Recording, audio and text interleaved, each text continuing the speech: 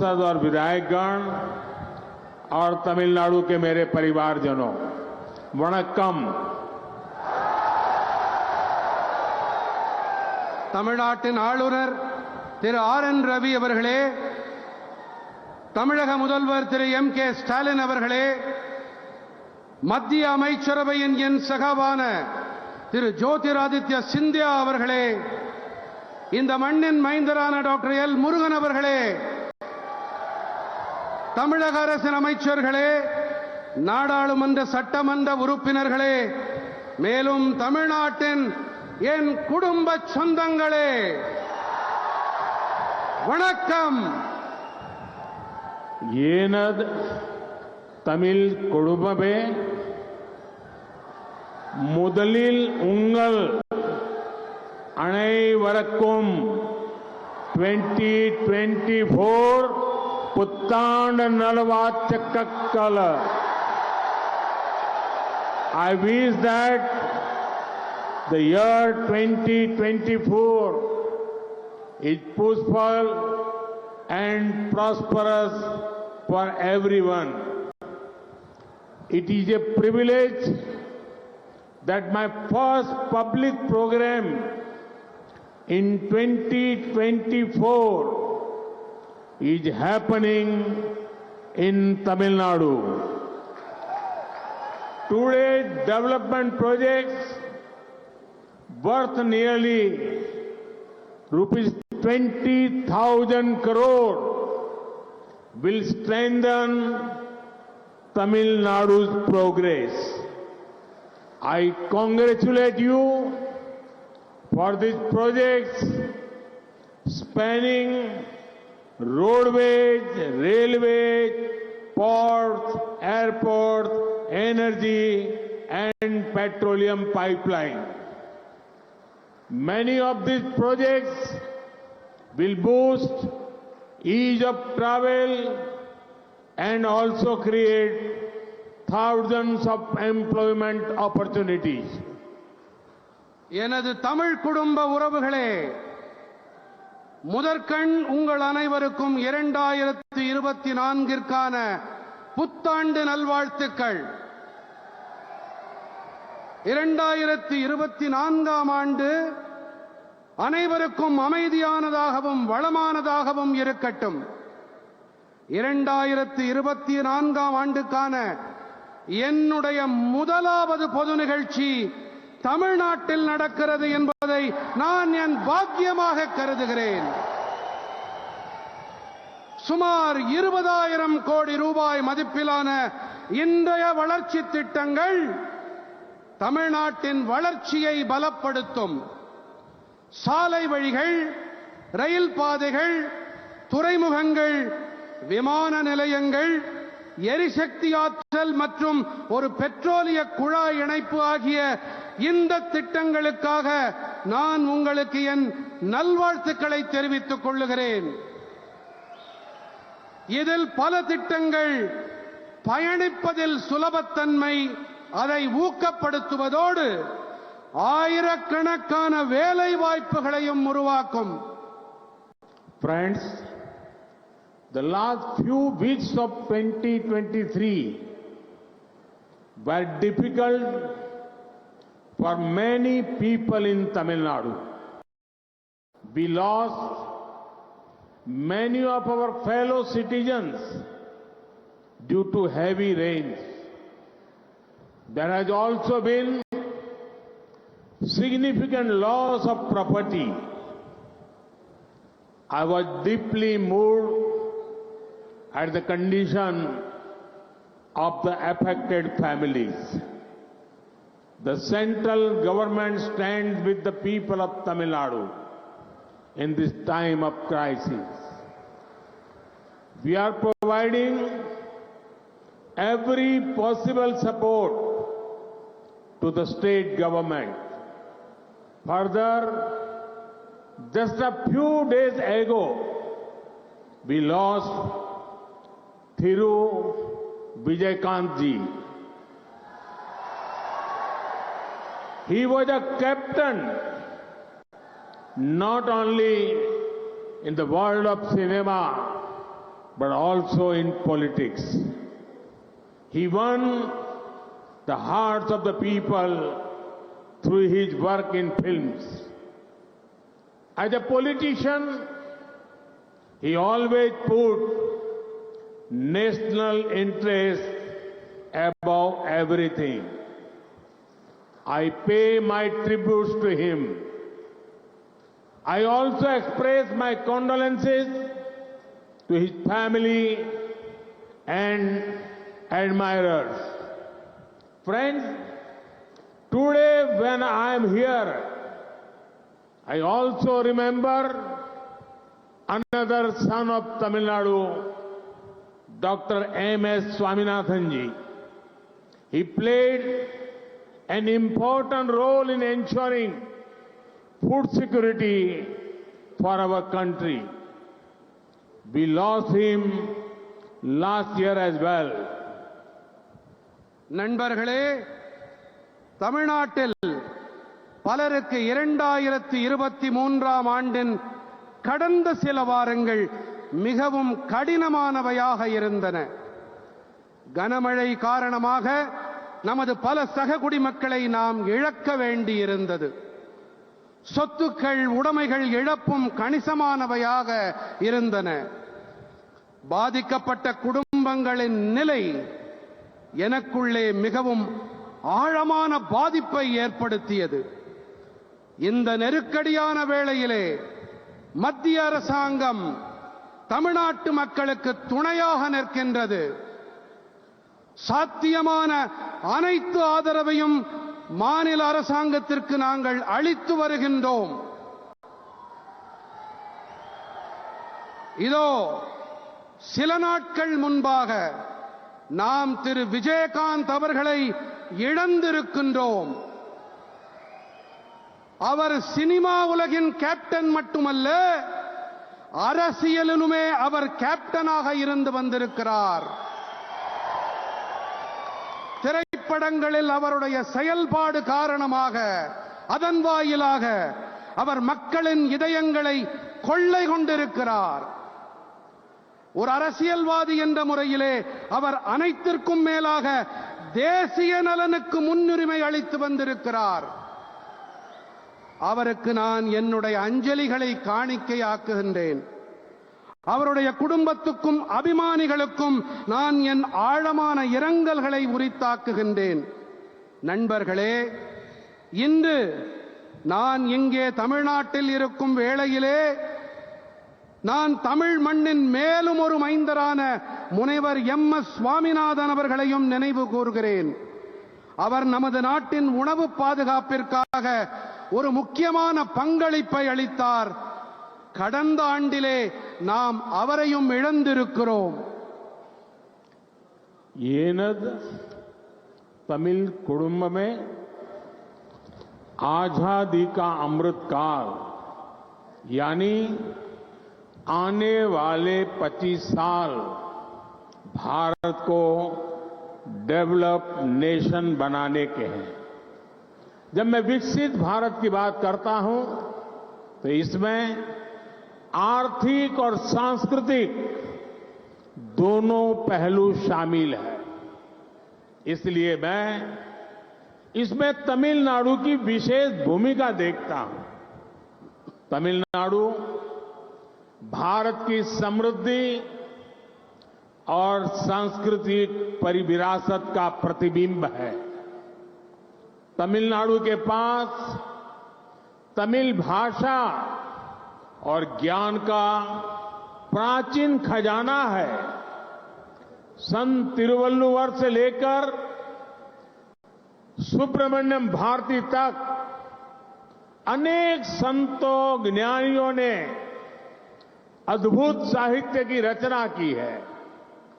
CV Raman से लेकर आज तक अनेकों अद्भुत साइंटिफिक और टेक्नोलॉजिकल ब्रेन इस मिट्टी ने पैदा किए हैं. इसलिए मैं जब भी तमिलनाडु आता हूं एक नई ऊर्जा से भर जाता हूं. என் தமிழ் குடும்ப உறவுகளே, சுதந்திரத்தின் அமுத காலம், அதாவது வரவிருக்கும் 25 ஆண்டு காலகட்டத்திலே பாரதத்தை வளர்ந்த தேசமாக நாம் ஆக்க வேண்டும். நான் வளர்ச்சியடைந்த பாரதம் என்று கூறும்போது இதிலே பொருளாதாரம் மற்றும் கலாச்சாரம் என்ற 2 பக்கங்கள் இருக்கின்றன. அந்த வகையிலே தமிழ்நாட்டிலே இதிலே சிறப்பானதொரு பங்களிப்பை என்னால் காண முடிகிறது. பாரத நாட்டின் வளம் மற்றும் கலாச்சார மரபின் பிரதிபலிப்புத்தான் தமிழ்நாடு. தமிழ்நாட்டின் வசம் தமிழ் மொழி மற்றும் ஞானம் என்ற பழமையான கருவூலம் இருக்கிறது. புனிதர் திருவள்ளுவர் தொடங்கி சுப்பிரமணிய பாரதி வரை பல தூயோர் ஞானிகளாகியோர் அற்புதமான இலக்கியங்களை படைத்தளித்திருக்கின்றார்கள்.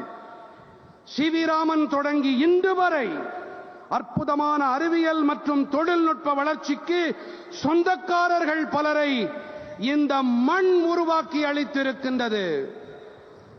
ஆகையால் தான் நான் எப்போதெல்லாம் தமிழ்நாட்டிற்கு வருகிறேனோ அப்போதெல்லாம் ஒரு புதிய சக்தியை எனக்குள்ளே நிரப்பிக் கொண்டு செல்கிறேன்.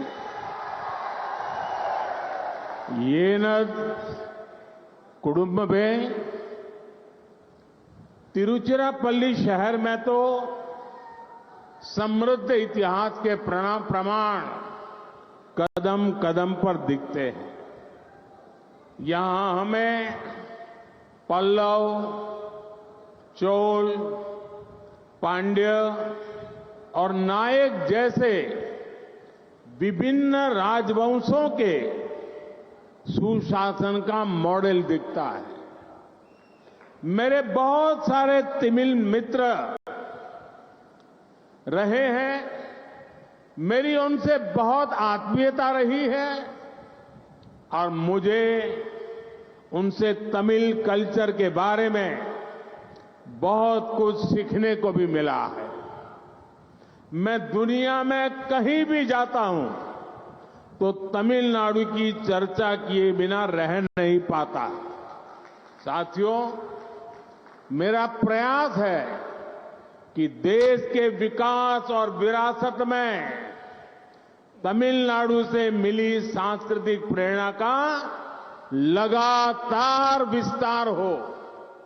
आपने देखा है कि दिल्ली में संसद की नई इमारत में पवित्र सेंगोल की स्थापना की गई है. एक गुड गवर्नेंस के उस मॉडल से प्रेरणा लेने का प्रयास है जो तमिल परंपरा ने पूरे देश को दिया है. काशी तमिल संगमम, सौराष्ट्र तमिल संगमम जैसे अभियानों का मकसद भी यही है. जब से ये अभियान शुरू हुए हैं तब से पूरे देश में तमिल भाषा, तमिल कल्चर को लेकर उत्साह और बढ़ा है.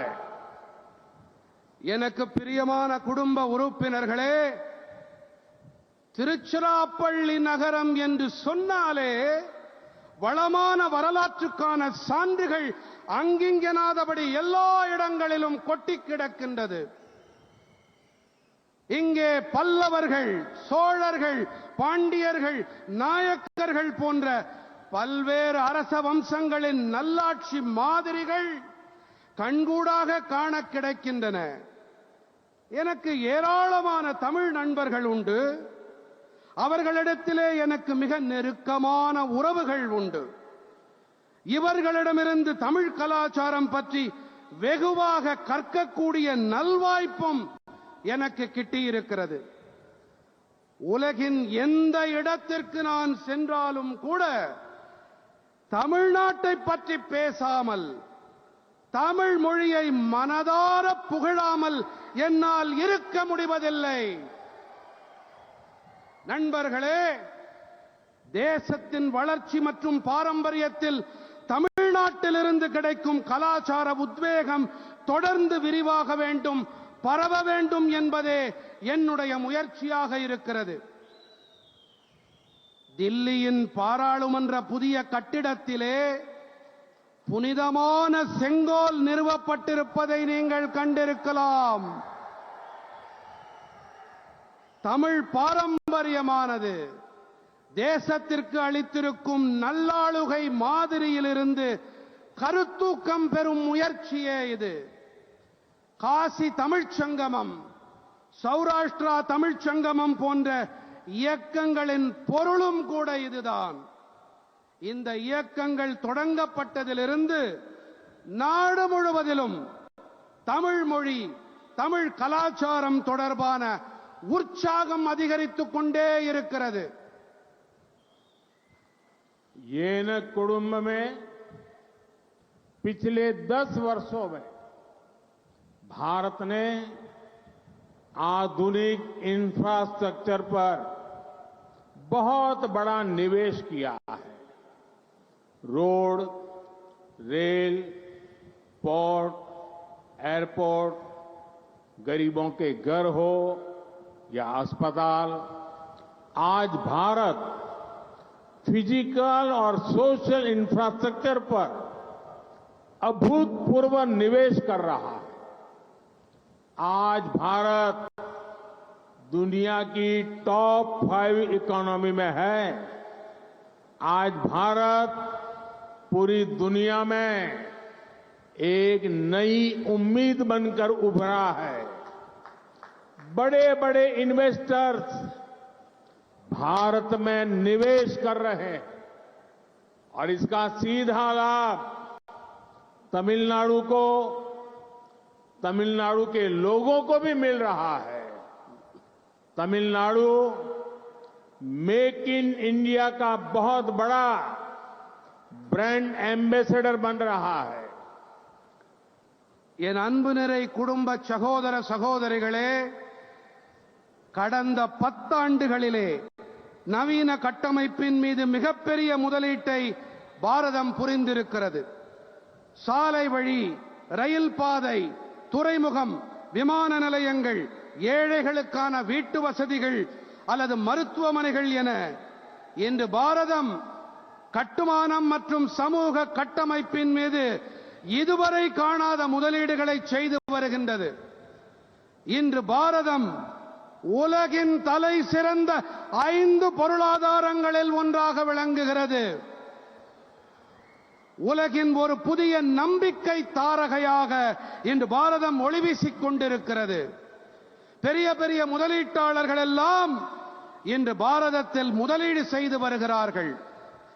இதன் நேரடி ஆதாயம் தமிழ்நாட்டிற்கும் தமிழ் மக்களுக்கும் கிடைத்து வருகின்றது.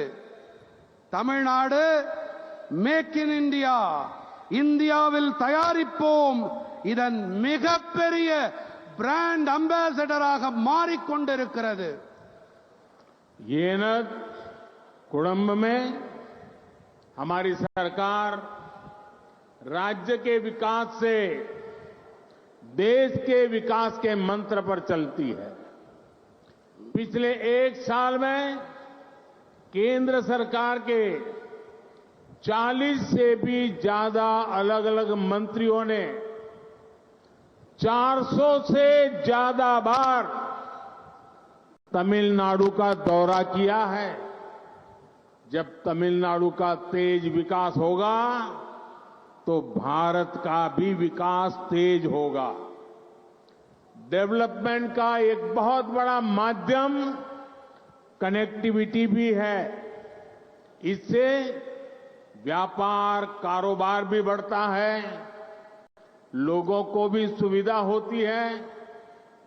विकास की यही भावना आज हम यहां तिरुचिरापल्ली में भी देख रहे हैं. त्रिची इंटरनेशनल एयरपोर्ट के नए टर्मिनल से यहां की कैपेसिटी 3 गुना बढ़ जाएगी. इससे ईस्ट एशिया, मिडिल ईस्ट और देश दुनिया के दूसरे हिस्सों तक त्रिची की कनेक्टिविटी और सशक्त होगी। इससे त्रिची सहित आसपास के बहुत बड़े क्षेत्र में निवेश के, नए बिजनेस के नए अवसर भी बनेंगे। यहां एजुकेशन, हेल्थ और टूरिज्म के सेक्टर को बहुत बल मिलेगा।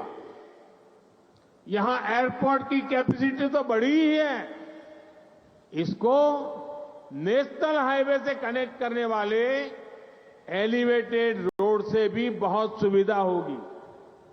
मुझे खुशी है कि त्रिची एयरपोर्ट लोकल कला संस्कृति से, तमिल परंपरा से पूरी दुनिया को परिचित कराएगा।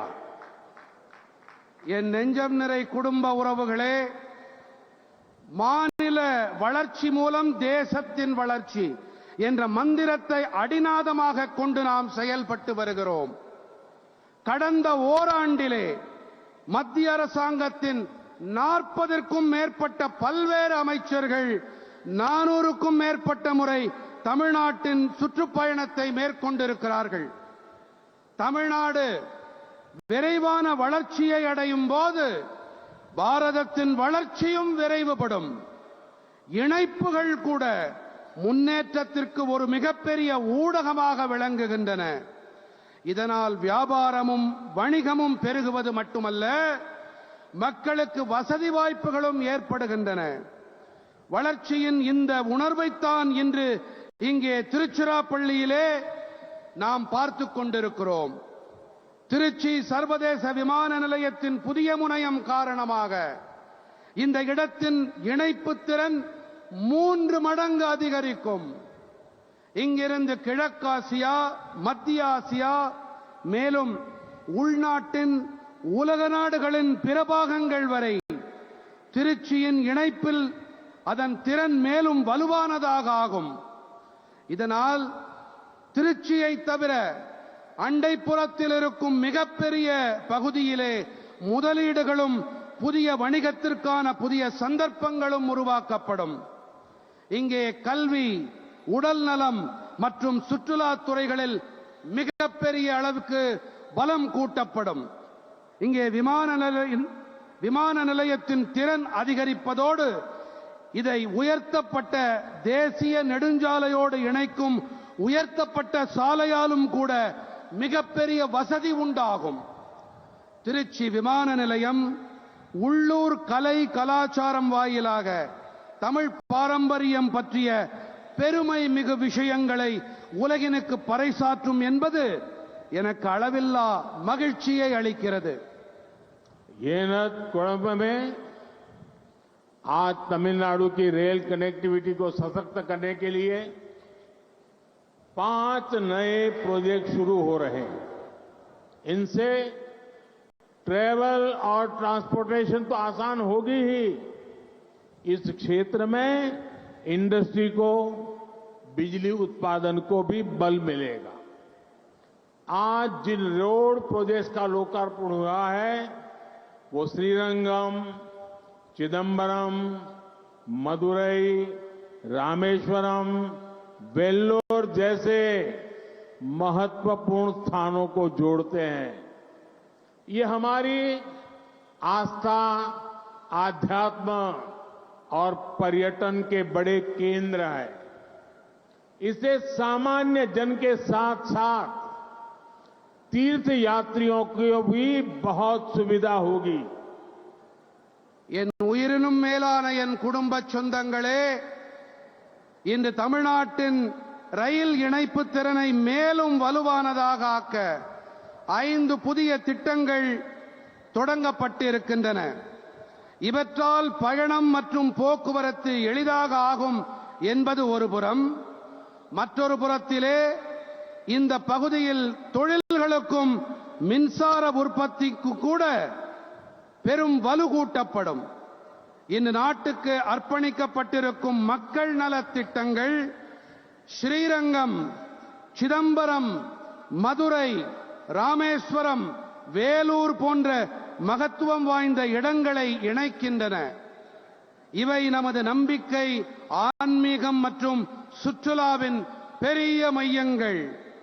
இவற்றால் எளிய சாமானியர்களோடு கூடவே புனித பயணங்களை மேற்கொள்வோருக்கும் கூட மிகப்பெரிய வசதிகள் உண்டாகும். येनत कुंभ में बीते 10 वर्षों में सेंट्रल गवर्नमेंट का बहुत अधिक फोकस पोर्ट लेड डेवलपमेंट पर रहा है.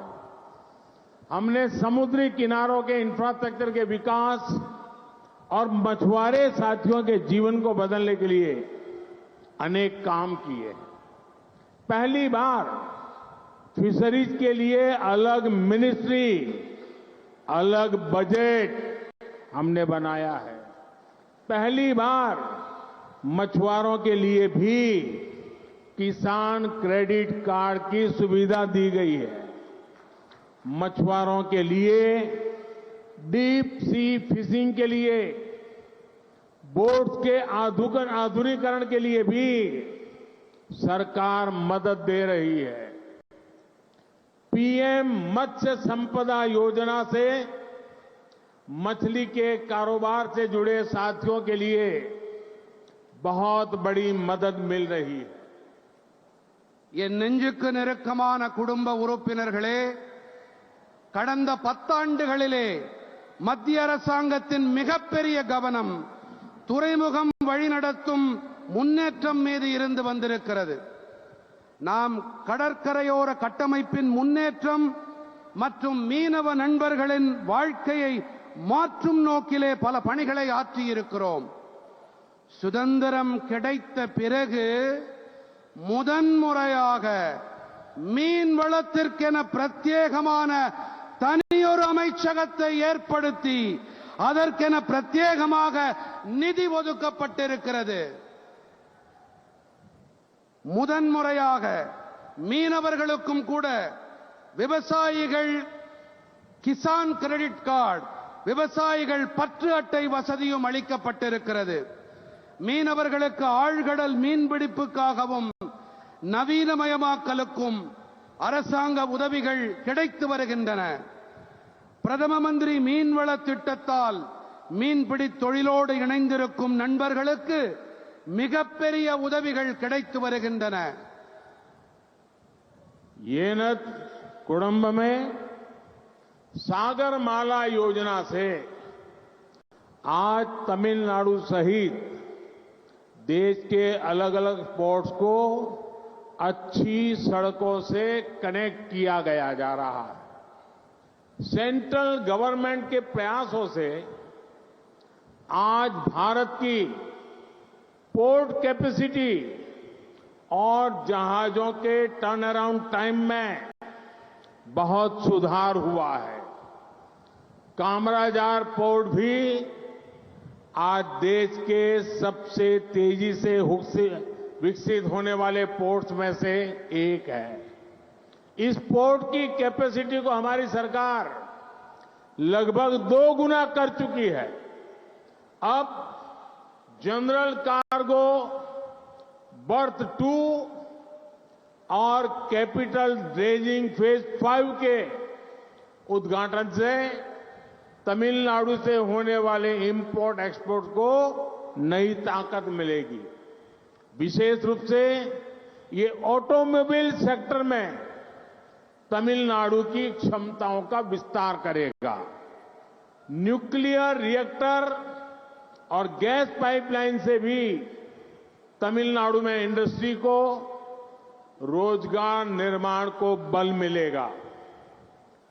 என் உயிரினும் மேலான என் குடும்ப சொந்தங்களே, சாகர்மாலா திட்டத்தால் இன்று தமிழ்நாடு உட்பட தேசத்தின் பல்வேறு துறைமுகங்கள் நல்ல சாலைகளோடு இணைக்கப்பட்டு வருகின்றன. மத்திய அரசின் பெருமுயற்சிகளால் இன்று பாரதத்தின் துறைமுக திறனிலும் கப்பல்கள் துறைமுகத்திற்கு வந்து திரும்பிச் செல்லும் நேர அளவிலும் பெரிய மேம்பாடு ஏற்பட்டிருக்கிறது. காமராஜர் துறைமுகம் கூட இன்று தேசத்தின் மிக விரைவாக மேம்பாடு அடைந்து வரும் துறைமுகங்களில் ஒன்றாக விளங்குகிறது. இந்த துறைமுகத்தின் கொள்திறனை நமது அரசாங்கம் கிட்டத்தட்ட 2 மடங்கு வரை செய்து வருகிறது. येनद कुटुंब में विकसित भारत के निर्माण के लिए सबका प्रयास आवश्यक है. मुझे तमिलनाडु की जनता के, यहां की युवा शक्ति के सामर्थ्य पर अटूट विश्वास है. मैं तमिलनाडु के युवा में एक नई सोच, नई उमंग का उदय होते देख रहा हूं. यही उमंग विकसित भारत की ऊर्जा बनेगी. एक बार फिर आप सभी को विकास कार्यों की बहुत बहुत बधाई. என் பேரன்புடைய குடும்பத்தாரே, வளர்ச்சியடைந்த பாரதத்தை நிர்மாணிக்க வேண்டும் என்று சொன்னால் அனைவரின் முயற்சியும் அவசியமாகிறது. தமிழ்நாட்டு மக்களின், தமிழ் இளைஞர்களின் திறன்கள், திறமைகளின் மீது அபாரமான, அசைக்க முடியாத நம்பிக்கை எனக்கு இருக்கிறது. தமிழ் இளைஞர்களிடத்திலே ஒரு புதிய எண்ணம், புதிய உற்சாகத்தின் உதயத்தை என்னால் தெளிவாக காண முடிகிறது. இந்த உற்சாகம்தான் வளர்ச்சியடைந்த பாரதத்தின் சக்தியாக உருமாறும்.